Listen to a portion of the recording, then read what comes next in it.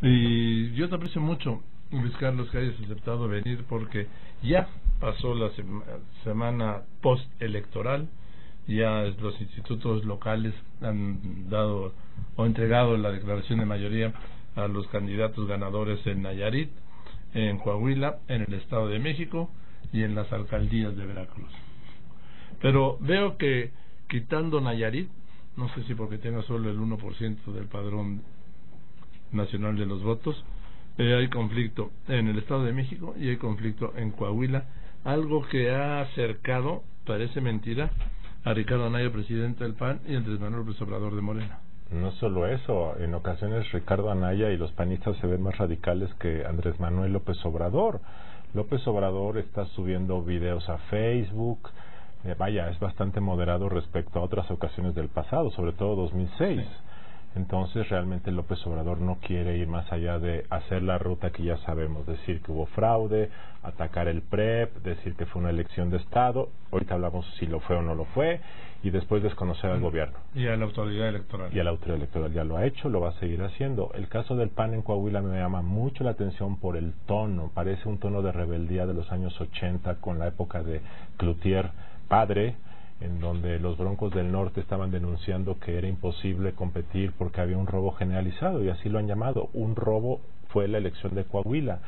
Y a mí la verdad es que el PAN se haya parado de los cómputos distritales, que es donde se va revisando si hubo o no errores o hubo mala fe en el conteo de votos, me llamó la atención. Nunca había ocurrido en México. Se pararon y se fueron. Entonces, yo lo que te digo, Joaquín, es que estamos en una repetición. Es como la misma película, cambia la entidad, cambian los actores, y desafortunadamente no hemos dado un paso adelante y probablemente hayamos retrocedido un poco en estos últimos años. Y de repente parece que estamos en el 2006. Sí, estamos en el 2006. Yo todos los días tomo los periódicos y las redes sociales y son los mismos argumentos. El PREP, se sumaron votos. Mira, aquí algo típico, Joaquín. Aquí hay un acta de votación donde está tachado los votos de Morena y se suman al del Mazo. El PAN, había paquetes violados, se metieron en la noche por las ventanas y alteraron. En las redes sociales se argumenta de algoritmos, la gente no cree, la gente está enojada, salen científicos a decir que demostraron matemáticamente que se manipularon votos. Entonces es el mismo argumento, y algo que me preocupa es que la gente está más enojada, está más desesperada, la confianza en las instituciones electorales ha caído. Y parece que todo esto es una gandalle, perdóname por usar la palabra, pero esa es la palabra que se usa en las redes sociales, es una gandalle del poder. Y a mí lo que me preocupa es que el deseo de cambio a través de la vía electoral entre muchos mexicanos ya no existe. Es un engaño, es la simulación de la mafia del poder, y eso me parece muy preocupante. Ahora, yo te quisiera decir por qué está pasando esto. Está pasando porque me parece que así como yo creo que la limpieza en el conteo de votos se mantiene bastante sólido, es decir, una vez que el voto entra a la urna, hasta que se da a conocer el resultado final de votos, yo creo que ahí es un método íntegro, blindado. Pero lo que ocurre antes de que entre el voto a la urna, es decir, antes de que la gente entre a la casilla de votación, se ha deteriorado, es la verdad. ¿Qué se ha deteriorado, Joaquín? Se ha deteriorado el gasto en campañas, ha crecido mucho y se fondea de manera ilegal. Dos, ¿qué más ha cambiado? Que la política, el uso de programas sociales para clientelismo, que no sea necesariamente es ilegal, se ha cuadruplicado. Entonces el PRI en el el gobierno federal en el Estado de México efectivamente creció sus programas de apoyo social, efectivamente fueron muchos secretarios de Estado, efectivamente repartieron bienes y dádivas en eventos públicos, pero lo hicieron hasta antes de que empezaran las campañas. Entonces, en un sentido estricto, pues no es ilegal, no es ilegal. Pero el hecho de que en todo el país, en todas las entidades, hayan multiplicado los programas sociales asistencialistas, dinero, tarjetas, apoyos, ha propiciado que muchos gobiernos multipliquen simplemente estos programas sociales para ganar votos. ¿Qué más ha cambiado?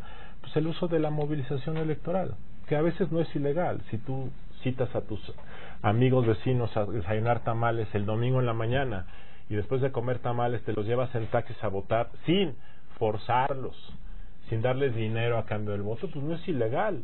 Eso ocurre mucho y muchos partidos lo hacen. Ahora, también es cierto que existió el miedo. ¿Qué es el miedo? Joaquín, si no votas por nosotros te van a quitar el programa social. Y eso lo hacen los partidos, sí lo hacen cada vez más, sí lo hacen. Y la otra es dar dinero pensando que vas a votar por mí. Entonces, sí se ha deteriorado. Y ya hubo calumnias también en varias campañas, las hubo en 2016 en varias entidades.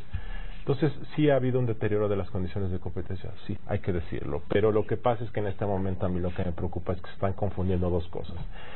Que hubo trampa en las urnas, que se cambiaron votos y se alteraron actas, que eso se llama fraude, y el otro que hubo una elección de Estado. Entonces se están revolviendo las dos cosas y ya no hay manera de distinguir qué es una y qué es otra. Y te voy a dar un ejemplo que es ilógico. López Obrador dice, ganamos en el Estado de México, pero a la vez dice que hubo elección de Estado, que se compraron votos. Entonces, si hubo elección de Estado y se compraron votos, entonces pues debe haber más votos del PRI porque se compraron los votos.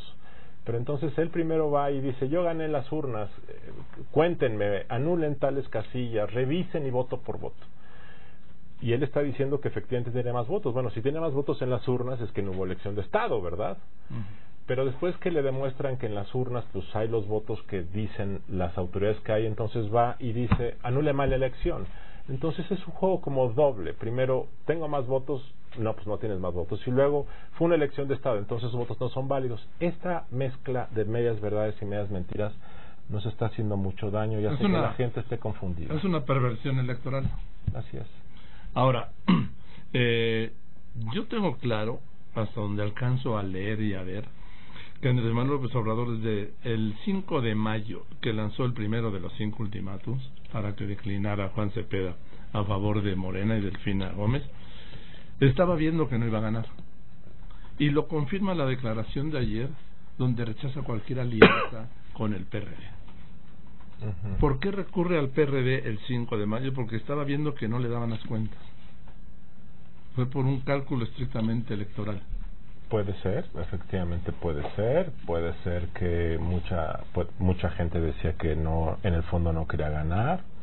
La verdad es que yo no lo he visto, no lo he visto con la enjundia que tuvo en otras ocasiones. De hecho ganó políticamente hablando, ganó. También yo creo que se vulneró a sí mismo porque otra vez es la misma cantaleta.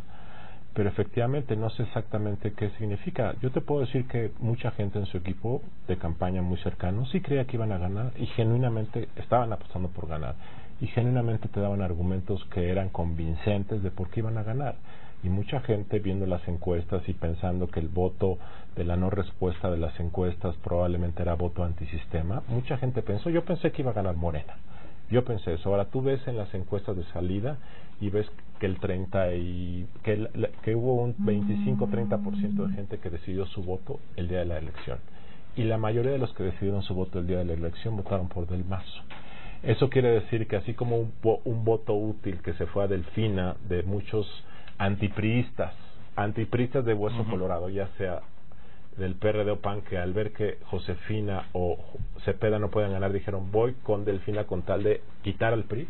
Yo creo que también en el último minuto hubo muchos panistas sobre todo que dijeron, caray, ahora sí viene en serio y Delfina sí puede ganar, y seguramente acabaron por apoyar al PRI. Entonces sí hubo un voto también táctico, porque se dice todos los que votan por el PRI son borregos, ¿no? Y todos los que votan por Morena son gente que quiere el cambio. Pues no necesariamente, ¿no?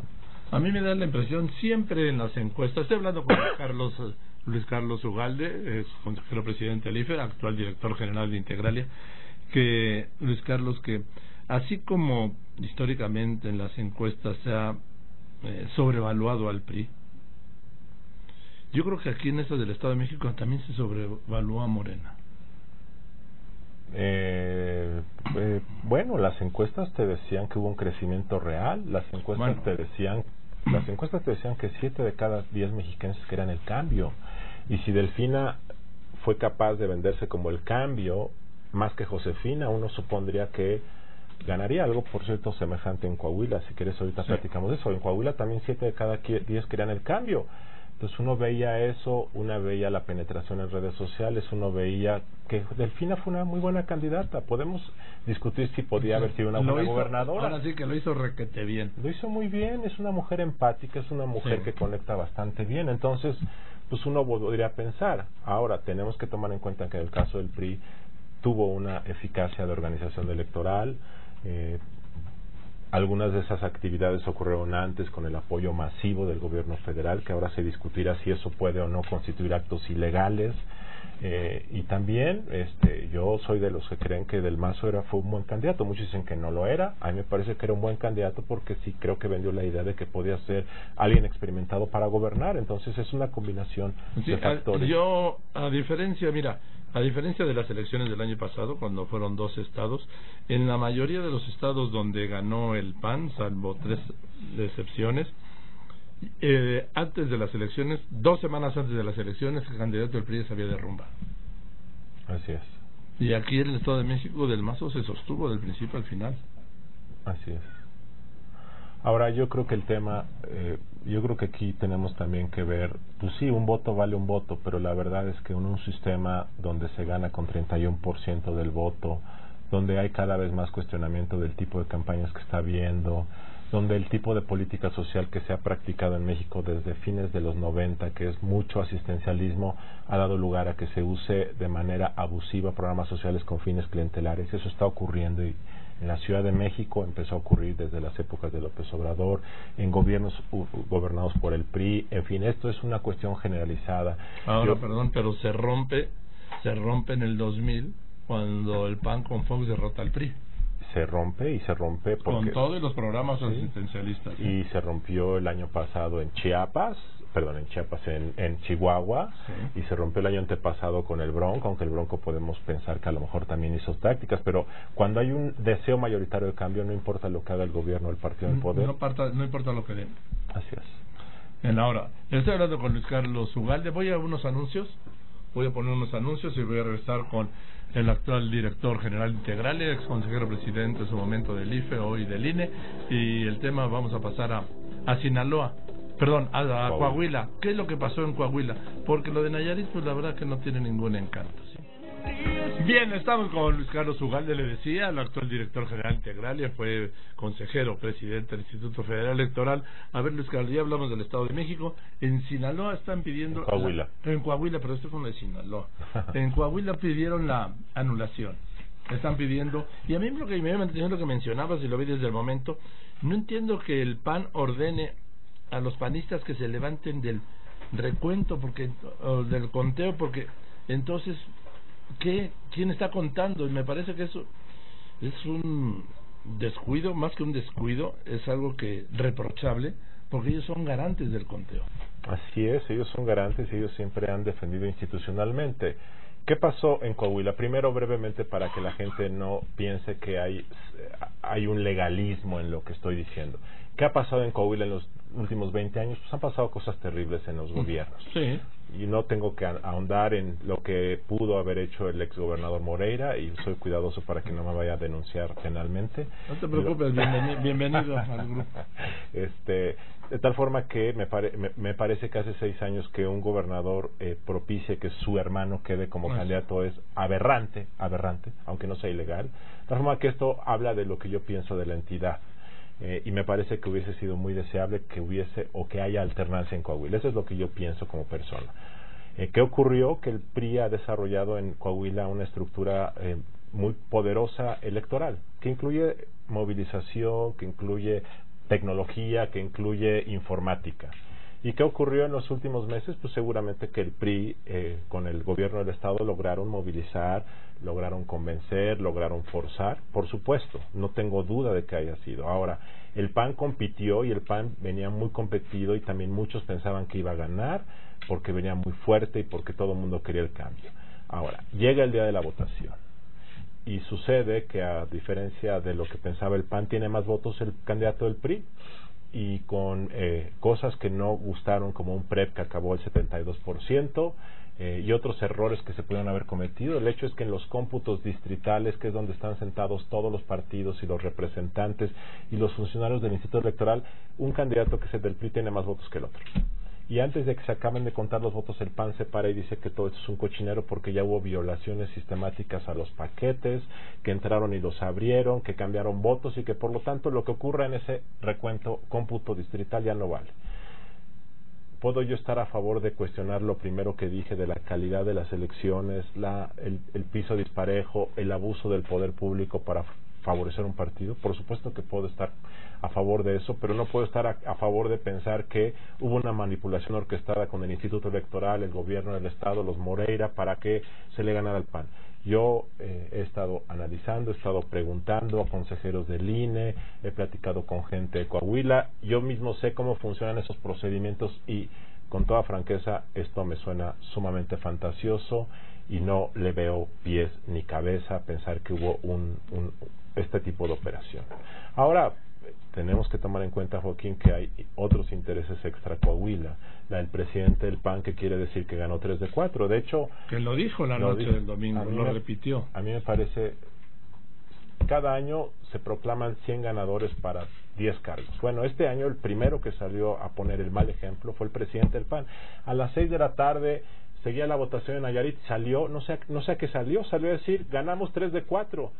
¿Cuál era su urgencia, su necesidad, su deseo vehemente de aparecer festejando a las 6 de la tarde? Fue el primero, de ahí se siguieron todos. Entonces tenemos que tomar en cuenta que los presidentes de los partidos tienen un interés estratégico en presumir triunfos o lavarse las manos cuando hay derrotas para que no paguen los platos rotos al interior de su partido. Y como él quiere ser candidato de su partido, seguramente le conviene forzar la idea de un fraude para poder mantener políticamente o viable sus intereses, ¿no? Y ahí se acerca a López Obrador. Por supuesto, es una mantener el discurso del fraude de aquí a las campañas presidenciales. Ahora tú puedes decir, sí, el señor del PRI tuvo más votos que yo, pero ¿saben qué? Durante toda la campaña pasó esto, ¿saben qué? El gobierno hizo esto, ¿saben qué? Compraron votos, ¿saben qué? Y eso es válido, eso inició este lunes. Hoy los partidos pueden meter juicios de inconformidad, incluso cuestionar la validez de la elección para que se anule. Pero lo que no se vale es estar haciendo medias verdades y decir que hubo una conspiración para cambiar votos, porque eso, reitero, francamente es muy difícil. Y luego decir que se anule, son cosas diferentes y eso a mí, por eso me parece que en el caso del Partido Acción Nacional es muy irresponsable. Por cierto, Joaquín, en Veracruz, donde gobierna el Partido Acción Nacional, el PRI está diciendo que hubo una elección de Estado. Sí, bueno, claro, es que es lo mismo. Al final son iguales. O si no son iguales, son más parecidos que parecen iguales. Así es. Gracias, Luis Carlos, y quiero que vengas pronto para una vez que termine esta etapa. Ahora vienen las impugnaciones, el tribunal decidirá en agosto. Tiene hasta plazo de hasta agosto, ¿no? Depende del estado, pero sí, digamos que en el caso del Estado de México tiene hasta el 14 de septiembre, que es un día antes de que tome posesión el nuevo gobernador, sí. Bien, entonces creo que ya para empezar a hablar de lo que es la asociación presidencial, que ya empezó hace tiempo. Ya empezó hace tiempo, sí. Así es, Joaquín. Gracias, Luis Carlos. Gracias. Aprecio mucho que hayas venido, de la confianza de que vengas y sobre todo que nos des luces sobre todo esto. Gracias.